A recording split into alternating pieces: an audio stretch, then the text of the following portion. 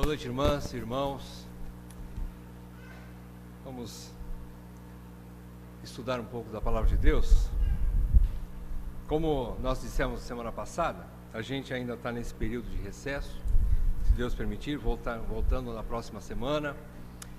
E aí, então, reiniciaremos o livro de Romanos, nosso estudo sequencial de Romanos. Nessa semana, hoje ainda veremos um outro assunto. E eu acredito que é um assunto também que tem a ver um pouco com o que nós ouvimos a semana passada, sobre buscar a Deus. Nós vamos falar um pouquinho vamos meditar sobre o texto do Sermão do Monte, de Mateus capítulo 6, do versículo 24 até o 34. Mateus 6, de 24 a 34. Nós vamos focar nesse texto sobre o tema buscando o reino de Deus e também combatendo a idolatria e a ansiedade. Combatendo a idolatria e a ansiedade. Vamos ler o texto? Mateus 6, de 24 até o fim do capítulo. Ninguém pode servir a dois senhores, porque ou há de aborrecer-se de um e amar ao outro, ou se devotará a um e desprezará ao outro. Não podeis servir a Deus e às riquezas. Por isso vos digo, não andeis ansiosos pela vossa vida, quanto ao que haveis de comer ou beber, nem pelo vosso corpo, quanto ao que haveis de vestir. Não é a vida mais do que o alimento e o corpo mais do que as vestes? Observai as aves do céu, não semeiam, não colhem, nem ajuntam em celeiros. Contudo, vosso Pai Celeste as sustenta. Porventura não valeis vós muito mais do que as aves? Qual de vós, por ansioso que esteja, pode acrescentar um côvado ao curso da sua vida? E por que andais ansiosos quanto ao vestuário? Considerai como crescem os lírios do campo. Eles não trabalham, nem fiam. Eu, contudo, vos afirmo que nem Salomão, em toda a sua glória, se vestiu como qualquer deles. Ora, se Deus veste assim a erva do campo, que hoje existe, e amanhã é lançada no forno, quanto mais a vós outros, homens de pequena fé. Portanto, não vos inquieteis, dizendo, que comeremos, que beberemos, ou com que nos vestiremos.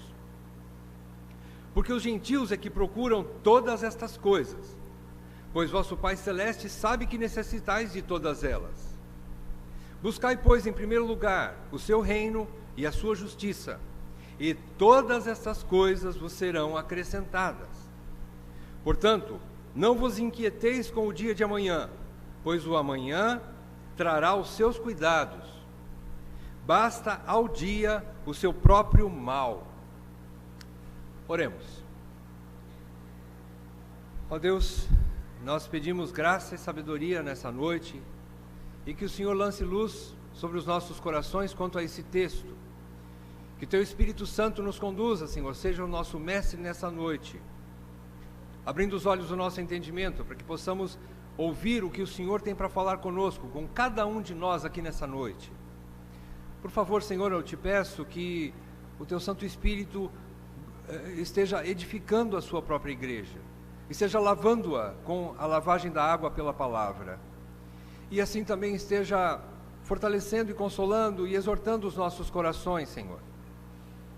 E da mesma forma, Pai, que acima de tudo o Teu nome seja glorificado, que essa palavra encontre guarida em nossos corações, para que ela transforme nossas mentes e nosso agir também, para que vivamos como cidadãos do reino dos céus. Assim nós te pedimos em nome de Jesus. Amém, Pai. Amém. Irmãos, então, focando nesse texto que nós lemos, vamos olhar então pelo prisma de que Jesus ensina a combater a idolatria e a ansiedade. Eu gostaria de dar um pano de fundo, fazer uma breve introdução aqui sobre a situação daquela época. Obrigado. A gente entende, e estudando desde o início de Mateus, desde o capítulo 1, que ele fala primeiramente sobre o nascimento, a genealogia, mas depois, a partir do capítulo 3, a gente percebe então o início do ministério de Jesus. Jesus foi batizado por João Batista. No mesmo momento ele foi ungido pelo Espírito Santo. E na sequência ele foi provado pela tentação do diabo no deserto. E após isso, então, Jesus inicia o seu ministério público na Galileia. E ele começa os seus ensinos sobre o reino de Deus, curando muita gente. Ele curou de toda sorte de doenças o povo que se aproximava dele e que o buscava. Esse momento que ele começa a pregar o que nós chamamos de Sermão do Monte, ele percebe que uma grande multidão estava seguindo a Jesus. O que é que ele faz? Ele percebe que muita gente queria ouvi-lo, então ele sobe a uma pequena montanha, um lugar perto do mar da Galileia, e nessa montanha, que depois de ele ter pregado esse sermão, que na Bíblia é conhecido como Sermão do Monte, esse monte recebe o nome de Monte das Bem-aventuranças, exatamente porque ele inicia o Sermão do Monte falando sobre as bem-aventuranças. Após essa pregação de Jesus, quando ele inicia o seu ministério, esse monte recebe esse nome então. E qual é o teor da mensagem de Jesus desde o início? Ele começa a pregar a mesma mensagem de João Batista. A mensagem de João Batista era: arrependei-vos, porque é chegado o reino dos céus. E Jesus prega a mesma mensagem. Então o foco de Jesus era exatamente esse: apresentar ao mundo, e de forma agora presente, o reino de Deus, através da sua própria pessoa.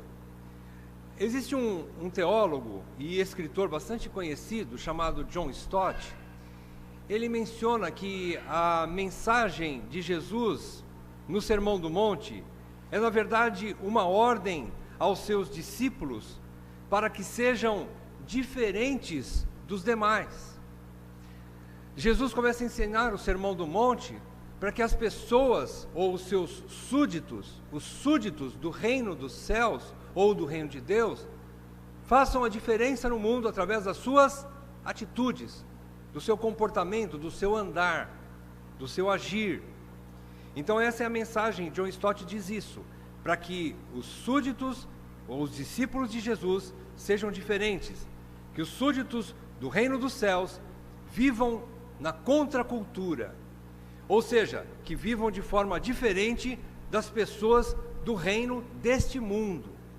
Essa é a mensagem do Sermão do Monte. E ela está plenamente de acordo com aquilo que Paulo também ensina aos Colossenses, capítulo 1, versículo 13 da carta aos Colossenses, quando Paulo diz que Deus, Pai, nos libertou do império das trevas e nos transportou para o reino do Filho do seu amor. Paulo diz ali, em harmonia com os ensinos de Jesus, que existem dois reinos. É óbvio que a gente entende que Deus é soberano sobre todo o universo, e só, em última análise, só existe um reino, na verdade, é o reino de Deus. Mas pela sua soberania e na economia de Deus, Ele decide permitir que o mundo seja governado, ainda que por um tempo apenas, sob a sua soberania, sob os seus cuidados, e para cumprir os seus propósitos, Ele permite que parte desse reino seja governado, ou há um imperador governando momentaneamente o que é chamado de sistema de mundo. E Paulo então mostra isso quando ele fala aos Filipenses. Existem pessoas que embora estejam ainda no mundo, mas não são do mundo, porque já são cidadãos ou súditos de um outro reino, já são de um outro mundo, por assim dizer, né? Que são as pessoas que pertencem ao reino de Jesus, do Filho de Deus.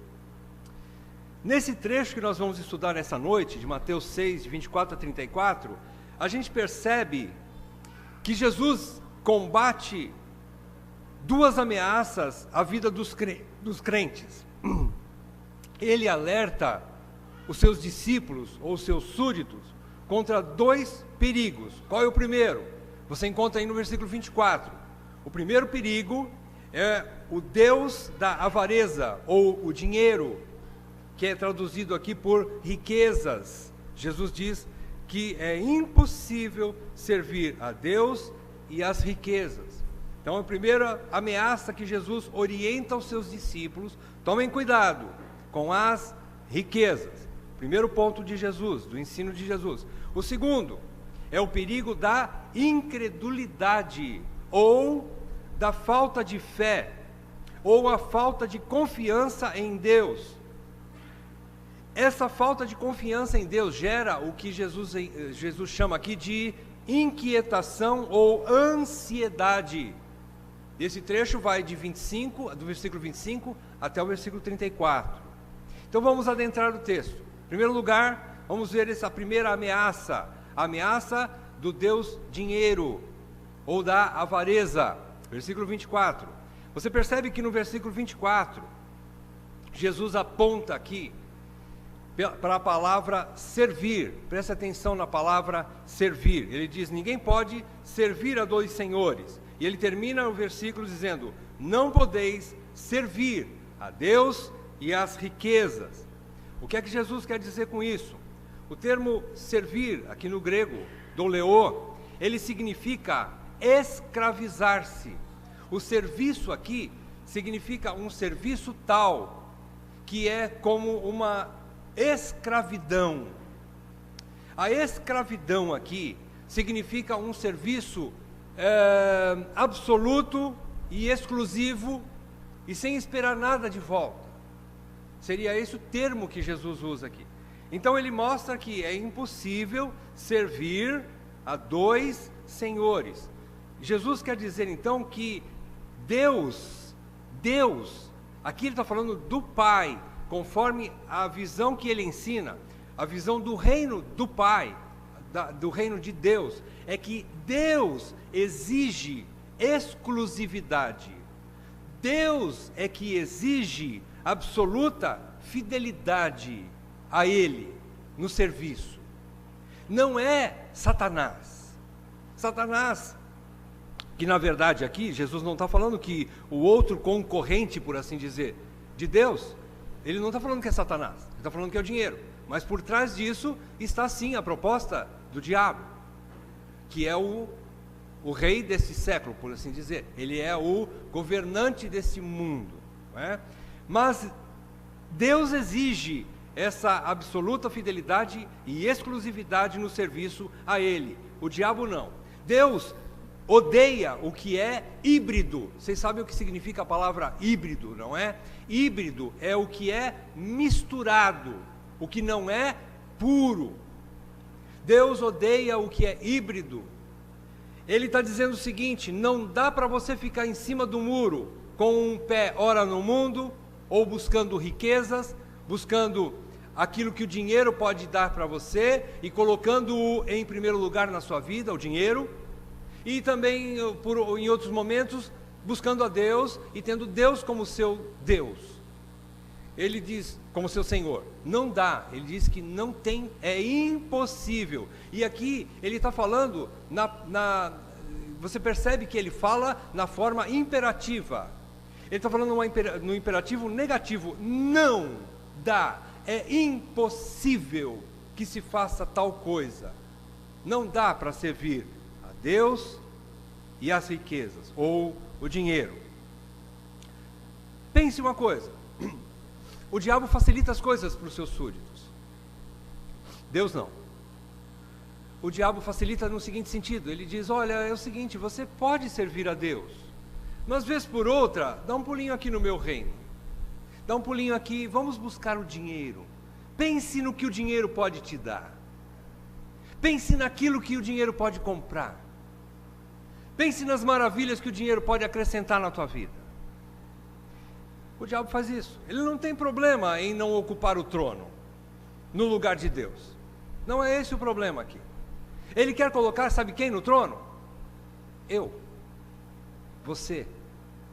Porque quando nós estamos no trono, ou no centro das nossas vidas, nós acabamos buscando, custe o que custar, aquilo que me satisfaz, que te satisfaz, que satisfaz o nosso eu. Ele coloca o eu no lugar. É a proposta que ele fez para Eva, lá no jardim. Ele começou mostrando essa estratégia. Vejam, ele quis dizer assim, olha, por que você não pode comer desse fruto? E então Eva explica por que não. Ele diz, olha, eu quero dizer uma coisa para você. Se você comer, você será como Deus.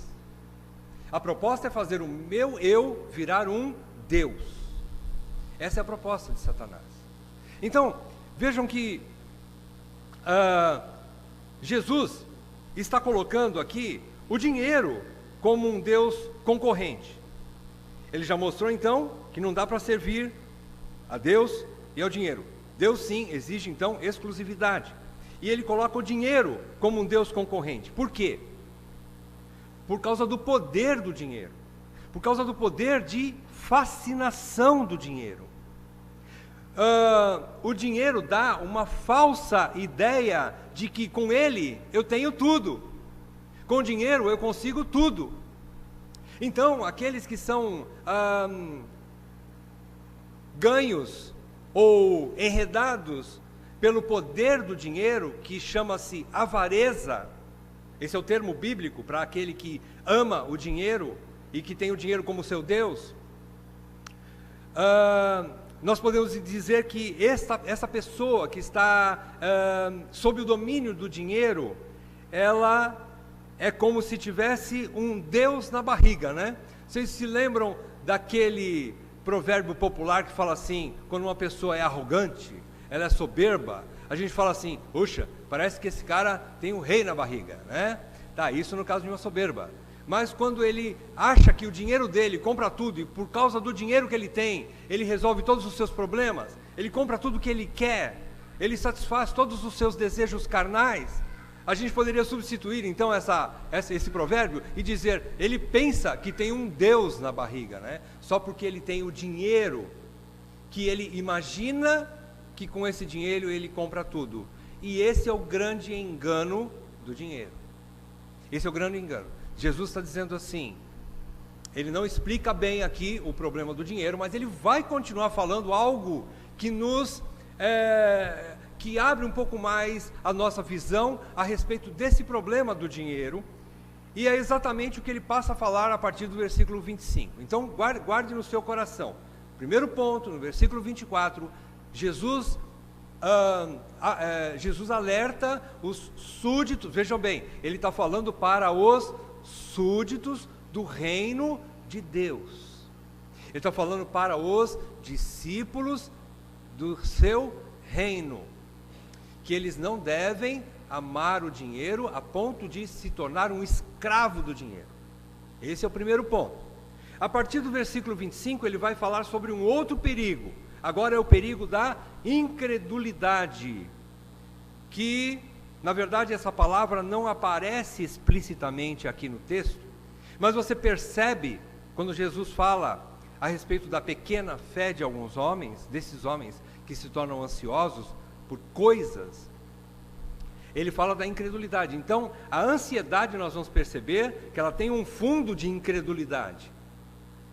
Então, Jesus mostra que essa ansiedade por comida, por bebida ou pelas roupas é uma inversão de valores, na verdade. O que é que Jesus está querendo fazer? E ele faz isso ao longo de todo o Sermão do Monte e também nesse texto em especial. É um texto rico, muito conhecido e bastante importante. A gente poderia dizer que é uma das partes mais fortes e mais conhecidas do Sermão do Monte, que é esse texto aqui de 24 a 34. Então, Jesus, em primeiro lugar, está querendo dizer que o homem ansioso, ele inverte as coisas. Ele bota de cabeça para baixo.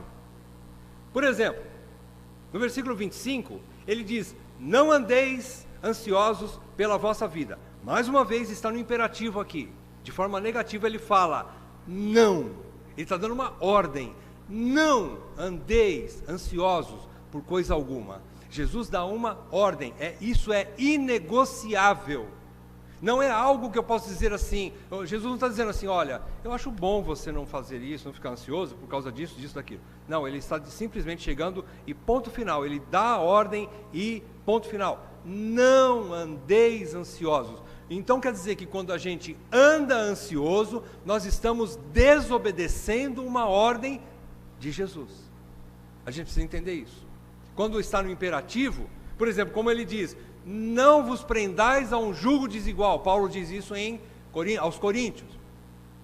Ele quer dizer que quando a gente se prende a um jugo desigual, quando a gente se casa com um ímpio, quer dizer que eu estou pecando. Por quê? Porque eu estou desobedecendo uma ordem de Jesus Cristo, direta, clara, objetiva. Não vos prendais a um jugo desigual. É uma ordem da palavra de Deus, melhor. Então aqui ele está falando bem claro isso. Não estejais ansiosos.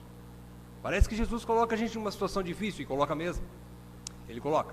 Bom, o primeiro ponto é esse. Há uma ordem de Jesus. Agora, Jesus então passa a fazer várias perguntas que levam a uma reflexão sobre essa escala de valores do reino de Deus.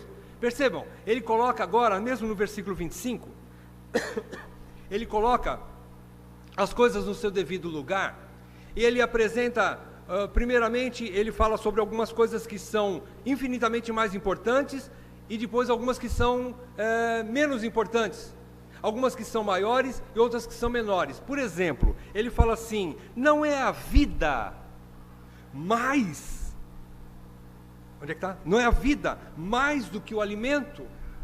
E na sequência ele fala, não é o corpo humano, não é o corpo mais do que as vestes. Jesus quer que a gente pense da seguinte forma: se o doador da vida, o autor da vida, o Deus Todo-Poderoso, que só Ele tem o poder para dar vida, aquele que nos deu a vida, aquele que nos deu um corpo, irmãos, pensa no corpo humano. Davi, quando escreve o Salmo 139, ele diz que de uma forma assombrosamente maravilhosa eu fui criado, eu fui formado por Deus. Ele diz como se fosse algo que Deus o fez com as próprias mãos, e é verdade. Quando eu fui entretecido no ventre da minha mãe, o corpo humano é uma das máquinas, porque não tem uma palavra que a gente possa substituir para se relacionar com o corpo humano. A gente chama de uma grande máquina, uma máquina maravilhosa, inexplicável, ela é intrincada, ela é toda complexa, ela é uma coisa maravilhosa na natureza, o corpo humano, a vida e o corpo humano. Então Jesus está querendo dizer, aquele que é poderoso a ponto de fazer um corpo humano, de construir um corpo humano, célula por célula. Pensem, desde o momento da gestação ou da concepção, até ao longo de toda a gestação, o nascimento, o crescimento, o desenvolvimento intelectual de uma criança, a maneira como ela cresce, como ela desenvolve, como ela aprende as coisas. Aliás, infelizmente ela vem com um erro, com um defeito de fábrica, isso vem de Adão, né? Ela vem com um pecado já, mas mesmo assim é maravilhoso, o crescimento humano. Ele diz, Deus que deu isso, não é poderoso para te dar combustível para você viver? Ele que fez um corpo e te deu vida, não pode cobrir esse corpo? Pense em alguém que fez, por exemplo, falando de uma maneira bastante rasteira, né? Mas imagine alguém que construiu um automóvel bastante sofisticado, daqueles que a gente só vê no salão do automóvel lá em São Paulo, né? Aquelas coisas que só japonês sabe fazer, né? E a gente percebe aquela coisa fantástica, um automóvel de última geração, com tudo que você nem imagina que existe. E você nem sabe para que aquilo também, porque às vezes muita coisa você não vai nem usar, se você tivesse um carro daquele. Ele é quase um avião. E Você chega no japonês que inventou aquilo, ou chega no dono da fábrica e fala assim: poxa, isso é nem para embalar esse carro para eu levar para casa, né? A embalagem é mais importante do que o veículo, por assim dizer. A roupa é mais importante do que o teu corpo. Jesus então está querendo que a pessoa pense. As roupas, o combustível é mais importante do que o seu corpo. O alimento, né? A água é mais importante do que a bebida é mais importante que o seu corpo. Primeira coisa que ele fala. Depois, ele começa a argumentar ao contrário. Ele fala do menor para o maior. E a gente aprende com Jesus, né? A gente aprende isso aqui exatamente na exposição de Jesus, a pregação de Jesus, né? O método de Jesus. Ele faz agora uma analogia com a própria criação. Por quê? Porque a criação está nós temos condições de olhar para a criação o tempo todo, a gente tem condições de analisar a criação o tempo todo. Então ele fala de coisas bastante simples da natureza, que está, digamos assim, perto de cada um de nós, da época dele também. E ele fala então, começando do menor agora e apontando para o maior, Jesus compara os cuidados com as aves do céu e com os lírios do campo, para questionar o homem sobre a sua preocupação com comida e com as roupas. Então, Jesus quer dizer o seguinte, a partir do versículo 26, né? Ele quer dizer assim: se Deus cuida com carinho, em detalhes, nós aqui no Mato Grosso do Sul temos um privilégio. Às vezes a gente conhece aves aqui, que muitos lá em São Paulo não conhecem, outros estados não conhecem. Eu, por exemplo, sou de São Paulo, da capital, e muitos animais eu só via em livros, ou na televisão, né? no Discovery Channel, ou no Geographic, né? National Geographic. Enfim, coisas maravilhosas que a gente aqui consegue ver voando por cima das nossas cabeças, né? Coisas maravilhosas. Deus, como se Ele brincasse com a natureza. Ele criou aquilo tudo de uma maneira maravilhosa. E então Jesus está dizendo o seguinte: pense nas aves dos céus, elas não trabalham, nem não semeiam, não colhem, não ajuntam celeiros, contudo, o vosso Pai Celeste cuida delas. Ele fala dos lírios. Os lírios do campo chegam a ser mais bonitos e mais gloriosos do que Salomão. Se você ler a história de Salomão, diz que Salomão era um homem bastante inteligente, porque ele recebeu sabedoria de Deus. Ele era um homem bastante rico, porque ele também recebeu riquezas de Deus, e com isso ele fez tudo o que ele queria. E ele era, quem sabe, majestoso em suas vestes, porque Jesus diz que nem Salomão compara-se com os lírios do campo. Agora olha que coisa interessante, os lírios do campo naquela época de Jesus, era uma planta tão comum, apesar da sua beleza, da sua glória, por assim dizer, tão maior do que a glória do próprio rei Salomão. Era uma plantinha que as donas de casa iam lá no fundo do quintal, elas davam em abundância lá no terreiro, elas iam lá no fundo do quintal, cortavam aqueles maços grandes de lírios, com seus ramos todos, né? E levavam e acendiam o fogo do forno para fazer pão. Vocês perceberam aqui no versículo 30? Ele diz que Deus veste assim a erva do campo, que hoje existe, amanhã é lançada no forno. As donas de casa não tinham preocupação nenhuma com o lírio, porque apesar da sua beleza, eles serviam para acender fogo para fazer comida.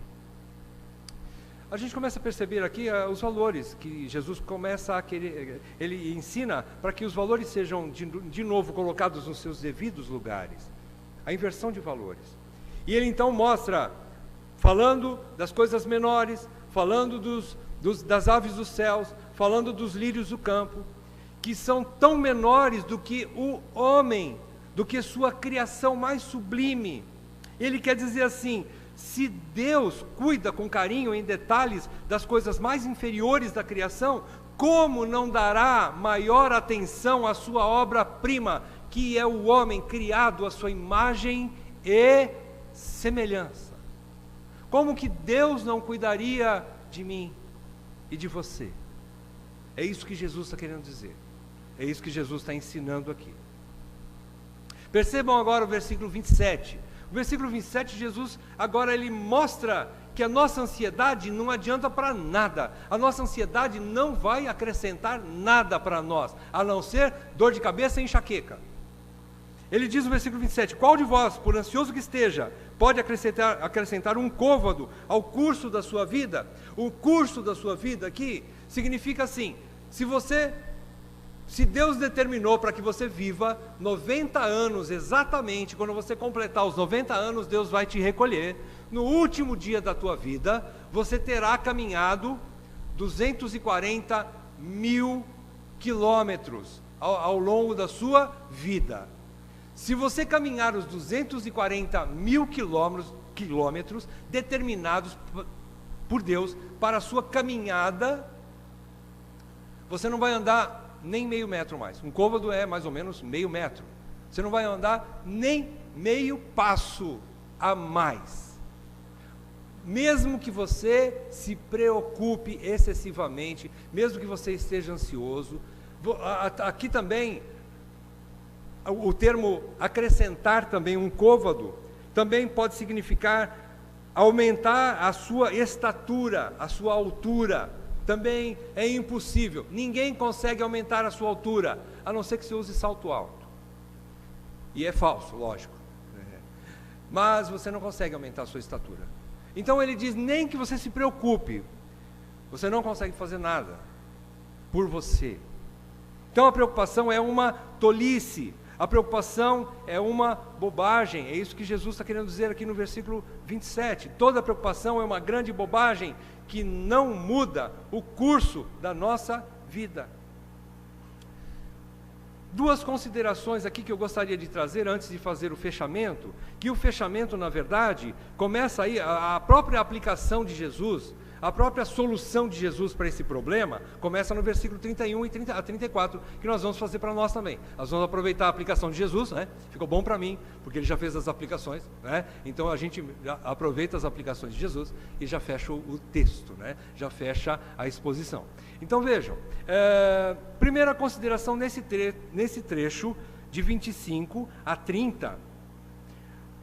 A primeira delas, você entende que Jesus pede para que eles observem e considerem. No versículo 26, ele usa o termo observai as aves dos céus. No versículo 28, ele diz, considerai como crescem os lírios do campo. Essas duas palavras, observai e considerai. O que é que Jesus está querendo dizer com isso? Significa assim, Jesus está querendo dizer, pensem, bote a cabeça para funcionar. Pense, observe, considere. Por que isso? Porque quando a gente fica ansioso, a gente não pensa. Quando a gente fica preocupado demais com as coisas, nosso raciocínio estaciona, puxa o freio, a gente para de pensar. Ou a gente para de pensar direito, como deve, não é isso?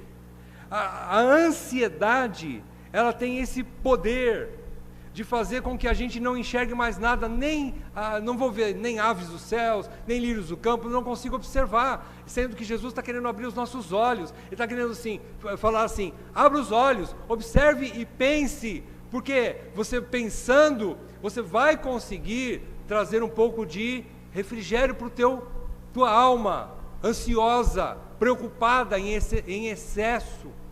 É isso que Jesus está querendo dizer. Porque quando a gente fica ansioso, então a gente para de pensar, fica irracional, quase um irracional, meus irmãos, é verdade. Com muita preocupação, a ansiedade, a gente perde o poder de pensar. Primeira coisa que Jesus fala, primeira consideração aqui que a gente precisa analisar.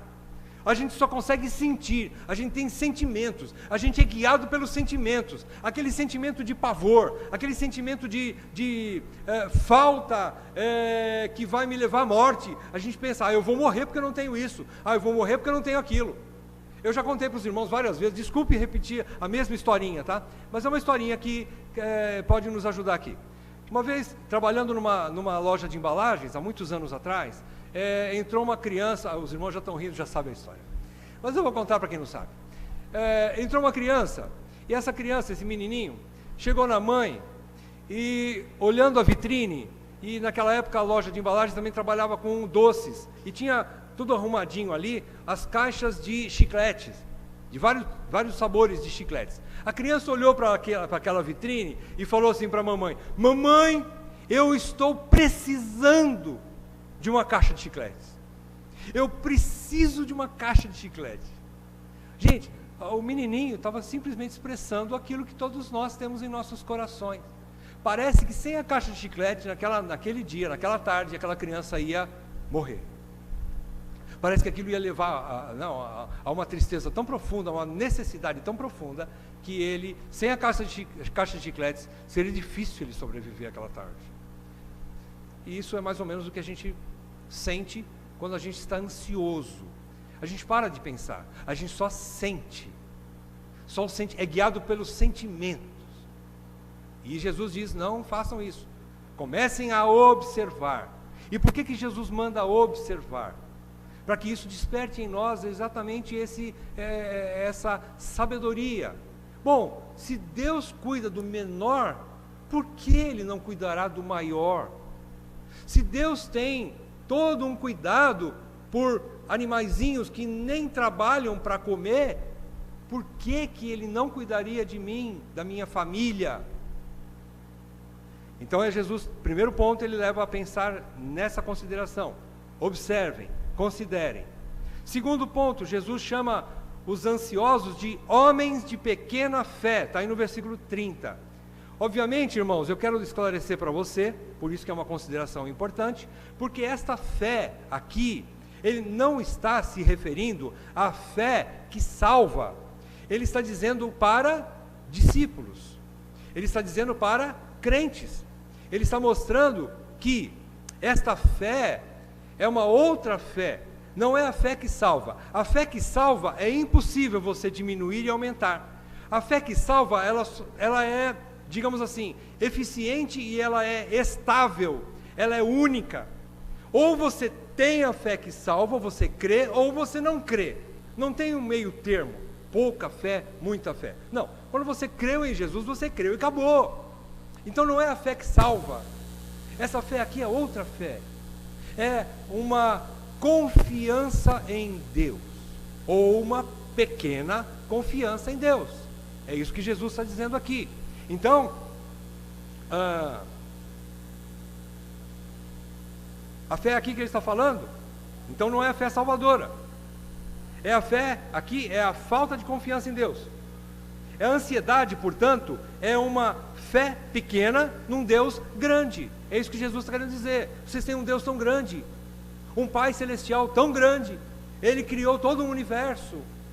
Por que confiar tão pouco nele? Quando eu estou ansioso, eu estou deixando de confiar em Deus, nos seus cuidados, na sua fidelidade, na sua providência, que chegará fielmente, ainda que seja dia após dia. Então é isso que Jesus está querendo alertar aqui. Então viver ansioso, por isso, é pecado. Viver ansioso é pecado, irmãos. Eu quero dizer isso para vocês. Agora, ansiedade, vez por outra, quem não tem? Vejam bem, a gente precisa diferenciar as coisas. Não que eu nunca mais, depois desse texto aqui, agora sim, nunca mais eu vou viver preocupado com nada. Não vou dizer isso para você, meu irmão, eu não consigo. Eu gostaria, mas não consigo viver despreocupado totalmente. O que eu não posso é viver na ansiedade, é estar preso por ela, esmagado por ela, sem pensar. Então quando chega a ansiedade, aí sim, agora Jesus vai dar a fórmula e as aplicações e as soluções para esse problema da ansiedade, não é? Então esse é o ponto aqui. Viver ansioso é o problema. A ansiedade não faz bem nem para a nossa alma, nem para os nossos relacionamentos, e nem para o nosso corpo físico, para o nosso físico, também não faz, porque a ansiedade, aliás, é o mal do século, como dizem muitos, e a ansiedade provoca também as depressões e outras coisas na vida, né? E outras doenças que vão somatizando. O que é isso? Vai se tornando doença na carne mesmo, e vai criando outros problemas, né? Então ele diz, a ordem dele, por isso que a ordem dele é não estejais inquietos, não andeis ansiosos por coisa alguma. Vamos então às aplicações de Jesus a partir do versículo 31. Quais as soluções que ele nos dá? Antes de falar sobre elas, no versículo 31, novamente eu quero repetir para você, porque Jesus repete, e se ele repete é porque é importante. Todas as vezes que Jesus repete alguma coisa que ele já havia falado antes, e ele novamente fala aquilo, é porque aquilo precisa entrar na nossa cachola, porque nós somos de dura cerviz, corações duros, e ele então repete, porque ele sabe que o coração humano precisa ser batido e batido e batido para entrar alguma coisa lá dentro. Então ele fala, versículo 31, portanto, não vos inquieteis. Versículo 34, portanto, não vos inquieteis. Novamente, é uma ordem de Jesus. Não vos inquieteis. Ele fala isso no versículo 31. Com que comeremos, que beberemos, ou com que nos vestiremos. Veja que Jesus está querendo dizer assim, isso aqui é básico para a sobrevivência. É lógico que sem isso, nós morreríamos. E Jesus sabe disso. Ele nos criou.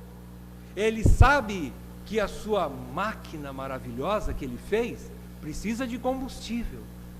Então é por isso que ele está dizendo assim, não vos inquieteis, não estejam ansiosos. Eu sei que vocês só funcionam com uma boa comida, com bebida, com água, e vocês precisam se cobrir, vocês precisam ter roupas. Eu sei disso. Então ele diz, não vos inquieteis. Novamente aqui o imperativo de Jesus.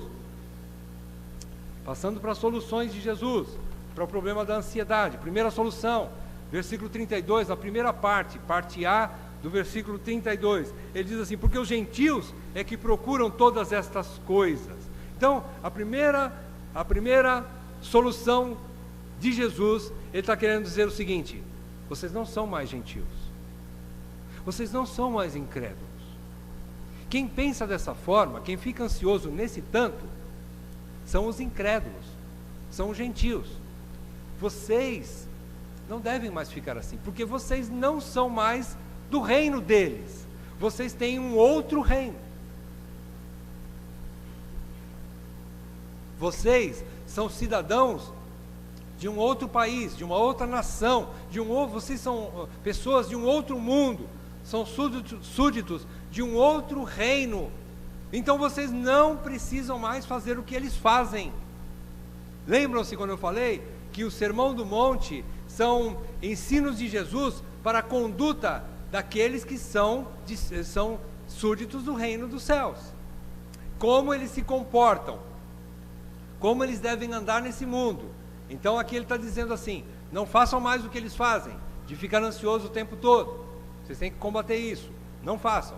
Parte B do versículo, segunda solução de Jesus, ele fala que, versículo 32, pois vosso Pai Celeste sabe que necessitais de todas elas. Qual é o segundo ensino de Jesus, que fortalece a nossa fé, que consola o nosso coração? Parte B do versículo 32, devemos crer que o Deus Criador e sustentador de todas as coisas é o nosso Pai. Ele é nosso Pai. Avance um pouquinho e abram comigo capítulo 7, versículo 11. Eu vou ler a partir do versículo 9. Capítulo 7 de Mateus, aí, versículo 9, ele diz assim, ou qual dentre vós é o homem que, se porventura o filho lhe pedir pão, lhe dará pedra? Ou se lhe pedir um peixe, lhe dará uma cobra? Ora, se vós, homens, se vós, que sois maus, sabeis dar boas dádivas aos vossos filhos, quanto mais vosso Pai que está nos céus dará boas coisas aos que lhe pedirem. Então ele está querendo dizer o seguinte, se vocês são maus, e ainda assim cuidam bem dos seus filhos, e dão a eles tudo o que eles precisam, vocês acham que o vosso Pai, que é muito melhor, até difícil expressar isso, né?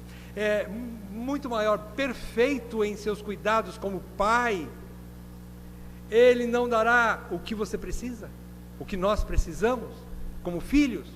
Então isso que Jesus está querendo dizer aqui, pois vosso Pai Celeste, e Ele diz mais, além de dizer que nós somos filhos de Deus, desse Pai Celeste, se o meu Pai, se o teu Pai é o dono, o Criador, e o que mantém o universo funcionando, Ele é poderoso para isso. E Ele, mais do que isso, Ele diz aqui agora na sequência, Ele diz, esse Pai Celeste, poderoso, Criador, sustentador de todas as coisas, Ele sabe que necessitais de todas elas, que nós necessitamos de todas essas coisas, Ele sabe. Então Jesus está querendo dizer que nós podemos entrar num descanso quanto aos cuidados de Deus, porque Ele é fiel, né? Se você abrir comigo, eu sei que você já está cansado de ler o texto de Romanos capítulo 8, mas eu quero que você abra comigo, capítulo 8 de Romanos, a partir, versículo 32, Paulo ensina algo grandioso aqui nesse trecho. Ele diz que, capítulo 8 de Romanos, versículo 32, ele diz assim, quem é aquele? Deus, o teu Pai, o meu Pai, aquele que não poupou o seu próprio Filho, antes por todos nós o entregou, porventura não nos dará graciosamente com Ele todas as coisas? Não, obviamente não todas as coisas que eu quero, que você quer, mas todas as coisas que eu preciso, Ele dará. Ele não prometeu que vai fazer todos os meus gostinhos, não, mas Ele prometeu que dará o que é essencial para a minha vida. E aqui, novamente, do maior para o menor, se Ele entregou seu próprio Filho, o que Ele tinha de mais caro, como que Ele não dará para nós, trazendo agora, fazendo aplicação para o texto de Mateus, do Sermão do Monte, como que Ele não vai dar para você a comida, a bebida e a roupa que você precisa? Paulo diz isso, né? O texto de Romanos nos ajuda a entender o ensinamento de Jesus, no Sermão do Monte. Então essa é a segunda aplicação. Terceira solução, aplicação de Jesus, versículo 33. Aqui eu diria que é a mais poderosa, ou aquela que mais impacta a gente. É um versículo que a gente gosta muito, né? A gente gosta desse versículo. Difícil é aplicá-lo em nossas vidas, né? Difícil é viver, é obedecê-lo. Mas ele diz, versículo 33 agora, terceira solução de Jesus. Ele diz assim, buscai, pois, em primeiro lugar o seu reino e a sua justiça, e todas estas coisas vos serão acrescentadas. O que é que Jesus ensina aqui? Ele ensina que nós devemos buscar o reino de Deus em primeiro lugar. Isso significa o seguinte, desculpa, irmãos, buscar o reino de Deus em primeiro lugar significa nós estarmos nos envolvendo com as coisas de Deus, ou com as coisas do reino de Deus. Nós sabemos que há uma diferença entre reino de Deus e igreja, mas a gente precisa entender que o reino de Deus está sendo estabelecido pela igreja. É o instrumento que Deus usa para estabelecer o seu reino aqui na terra. Hoje está para a igreja. Então, pensem comigo, o que Jesus quer dizer é o seguinte: buscar o reino de Deus é prestar um serviço em prol da expansão do Evangelho na igreja da qual eu faço parte, é fazer alguma coisa pela igreja. É difícil colocar nesses termos, mas eu quero colocar, é fazer alguma coisa por Deus. Você acha que Deus precisa do teu trabalho? Não, Ele não precisa. Mas graciosamente Ele nos chama, olha, participa comigo da minha obra. Olha, faça alguma coisa pelo meu reino. Me glorifique através de um serviço dentro da tua igreja local. Faça algo pelo meu reino. E eu cuidarei das tuas necessidades. Mais ou menos assim. Cuide das coisas, das minhas coisas, do meu reino, e eu cuidarei de você. Eu acrescentarei aquilo que você precisa. É isso que ele quer dizer aqui. Outra coisa, buscar o reino de Deus também significa deixar Deus ser o Rei e o Senhor da minha vida. Significa o seguinte: eu descer do trono da minha vida, descer da minha posição egocêntrica, deixar de ser o reizinho, ou você, mulher, a rainhazinha da sua vida, e dar o lugar para Deus ser Deus e Rei na sua vida. É se submeter a Deus, é olhar para o mundo e ver Deus no centro, não você, não eu, nem eu. Nós precisamos nos destronar para entronizar a Deus, porque enquanto eu estiver no trono, eu acho que o mundo gira ao meu redor. Eu tenho que ter tudo o que eu quero, do meu jeito, na minha hora, e se não for eu brigo com tudo e com todos, até com Deus, porque eu quero e ponto final. Sabe aquela criança mimada? Somos nós. Somos nós. Então, ele está querendo dizer isso. Buscar o reino de Deus é entronizar Deus. E quando ele fala da justiça, isso aqui está no Evangelho de Mateus. No outro Evangelho, Lucas, se eu não me engano, não aparece a palavra justiça, mas Mateus quer complementar, Jesus complementa aqui, e ele quer dizer o seguinte: buscar o reino de Deus é entronizar a Deus, colocar Deus no centro, e buscar a sua justiça é andar em conformidade com as suas regras. A sua justiça significa andar de modo justo segundo Ele, segundo os seus princípios que você encontra na palavra de Deus. Então, buscar o reino de Deus e a sua justiça significa o seguinte: eu coloco Deus como Senhor da minha vida, Ele é o Rei, eu sou súdito, Ele manda e eu obedeço, e buscar a sua justiça é fazer o que Ele manda, segundo a sua justiça, segundo os seus princípios. Agora, eu não faço mais as coisas como eu quero, porque eu tenho um Rei, Ele é que manda, eu só obedeço. É isso que significa buscar o reino de Deus e a sua justiça, em primeiro lugar. Quarta solução de Jesus, encontramos no versículo 34. Devemos então, agora ele diz que nós devemos descansar com a porção diária. Ele diz assim: portanto, não vos inquieteis com o dia de amanhã, pois o amanhã trará os seus cuidados.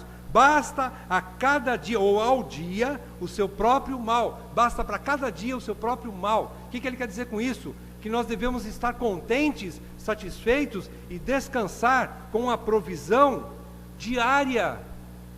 Nós precisamos aprender a viver um dia de cada vez.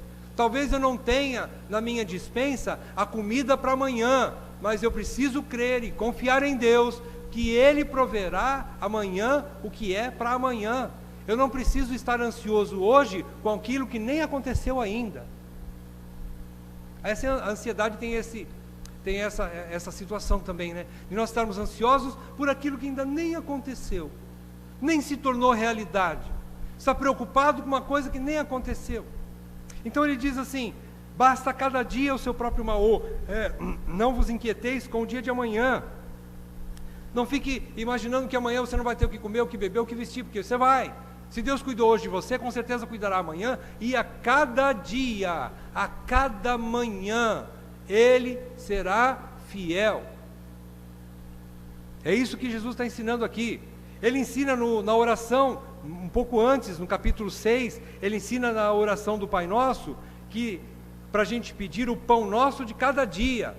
E um ensinamento do Velho Testamento que encaixa bem aqui para nós, que é uma passagem que talvez nos ajude a entender, é a situação do povo de Deus, quando Deus libertou o povo do Egito, e Ele transportou o povo ao longo de 40 anos no deserto.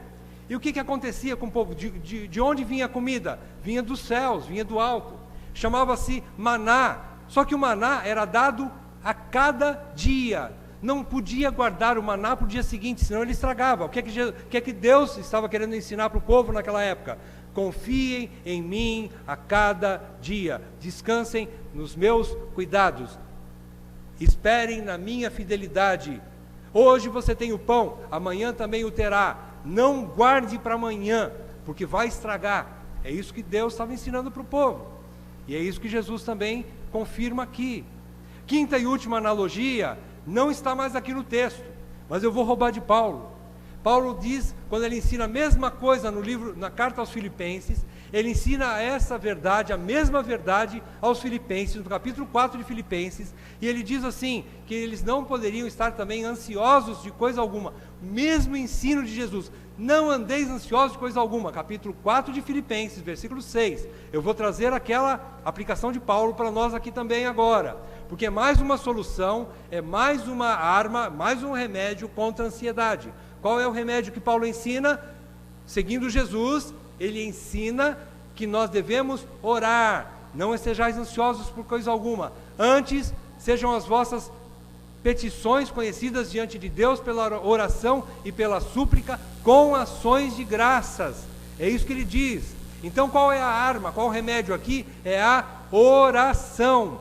Conversa com Deus, coloca a sua petição, ou melhor, coloca a sua ansiedade diante de Deus, coloca a sua preocupação diante de Deus. Você já percebeu que quando você fica ansioso, ou se não está acontecendo isso com você ultimamente, glória a Deus, você já está crescendo na graça de Deus, mas normalmente assim acontece, você reclama da vida para todo mundo, mas você não para conversar com Deus, você conversa com todo mundo, você liga para tua mãe, liga para o teu pai, você fala com isso, né? Ou com a esposa, com o marido, as reclamações da vida, né? As reclamações, e a gente não para orar, e Paulo ensina, ore, e ele fala com ações de graças, por quê? Porque você com gratidão, você está expressando que há uma satisfação no seu coração, antes de ter recebido aquilo que Deus pode lhe dar ou não. Então, a gente precisa entender isso, o ensino aqui é, peça para Deus, agora faça as suas petições com sabedoria, e não de forma egocêntrica, porque, eu vou ler um texto para você agora encerrando, capítulo 4 de Tiago, a partir do versículo 1, diz assim, você não precisa ler, eu vou ler para você, diz assim, de onde procedem guerras e contendas que há entre vós? De onde, senão dos prazeres que militam na vossa carne? Cobiçais e nada tendes, matais e invejais, e nada podeis obter. Viveis a lutar e a fazer guerras, nada tendes porque não pedis. Depois Tiago diz assim, pedis e não recebeis. Por quê? Porque pedis mal, para esbanjardes em vossos prazeres. Então, preste atenção na sua petição. É para satisfazer o teu ego? É para satisfazer um desejo carnal seu? Ou é uma real necessidade? Pense no pedido que você vai fazer, porque tem pedidos que Deus nem vai ouvir. Aqui Tiago está dizendo o seguinte, Deus não vai lhe dar o que você não vai receber, porque você está querendo esbanjar com os seus prazeres, nos seus prazeres, Deus não vai lhe dar, é isso que Tiago está querendo dizer. Para encerrar, agora uma aplicação minha, prometo que é um encerramento mesmo, eu gostaria que você pensasse da seguinte forma, a busca desenfreada pelo Deus dinheiro, a busca desenfreada pelo Deus dinheiro, e o fardo desnecessário da preocupação excessiva, traz amargura nos relacionamentos, irmãos, isso afeta os nossos relacionamentos, afeta o meu relacionamento conjugal, quando eu estou ansioso, eu começo a ter problema com a minha esposa, com o meu marido, afeta a maneira com que eu perco a paciência com os filhos, a gente começa a ficar tão irritado com a vida, que começa a não ter mais paciência com as crianças, vocês já perceberam isso? A gente começa a perder paciência, nos relacionamentos, com os filhos, ele rouba a alegria do serviço prazeroso e dos momentos de folga. Leiam em casa, Eclesiastes capítulo 5, de 10 a 20, Eclesiastes 5, de 10 a 20, fala que há uma coisa muito linda que Salomão viu debaixo do céu, que é a capacidade que Deus deu aos homens de desfrutarem do trabalho das suas mãos. Deus deu essa capacidade de desfrutar do trabalho das suas mãos. Quando você está ansioso, você começa a murmurar por causa do teu trabalho, e Deus quer que você tenha prazer no seu trabalho. Você começa a murmurar por causa dos momentos você não tem momentos mais de férias, você não tem mais feriado, você não quer mais ter descanso, você abre mão do descanso, o descanso já não funciona mais para você, porque a ansiedade rouba a capacidade de você se alegrar. Por quê? Porque no versículo 20 de Eclesiastes, capítulo 5, diz que a alegria vem de Deus. A alegria não vem do dinheiro. A alegria não vem do dinheiro, meu irmão. A alegria vem de Deus. Quando você coloca o reino de Deus em primeiro lugar, Deus como Senhor da sua vida, se submete a Ele e vive como súdito dEle, obedecendo a sua justiça, você será um homem e uma mulher feliz. Você será alegre, você será satisfeito, porque a alegria vem de Deus e não das coisas. As coisas te alegram por um momento, depois elas tornam-se sem graça, perdem a alegria, perdem o brilho que você tinha no começo. É isso que acontece. Eu gostaria de orar com vocês, e depois eu quero pedir para vocês, nós termos um momento, nós vamos marcar aqui 5 minutos de oração. Eu gostaria que você pudesse orar sozinho aí no seu lugar, pedindo perdão para Deus, por todas as vezes que você deixou de colocar o reino de Deus em primeiro lugar, por todas as vezes que você deixou de pedir para que Deus reinasse sobre sua vida e que você entrasse num descanso. Enquanto os irmãos se preparam da banda para cantar, vamos ter um momento de oração, que Deus possa ter misericórdia de nós. É um momento importante, eu acho que é uma oração importante, até porque nós vamos participar da mesa do Senhor, não é? Nós vamos participar da ceia do Senhor. Vamos participar com alegria. E que a gente possa então pedir perdão para Deus por esse momento, ou por alguma outra coisa que Deus toque no seu coração. Se há alguma coisa que impeça de você participar da mesa do Senhor, peça perdão para Deus. Que Deus use de misericórdia conosco. Vamos orar? Pai, eu te peço, Senhor, que a Tua palavra fira os nossos corações e nos salve, e nos leve de volta, como súditos do reino de Deus, a buscar o Teu reino em primeiro lugar, a amarmos o Senhor acima de todas as coisas. Eu te peço isso, e que nesse momento o Teu Espírito Santo interceda por nós, em cada um aqui presente, para que oremos segundo a Tua vontade, e que oremos com sinceridade de coração, para buscarmos o Teu perdão, as Tuas misericórdias e a Tua purificação. Te pedimos isso em nome de Jesus. Amém.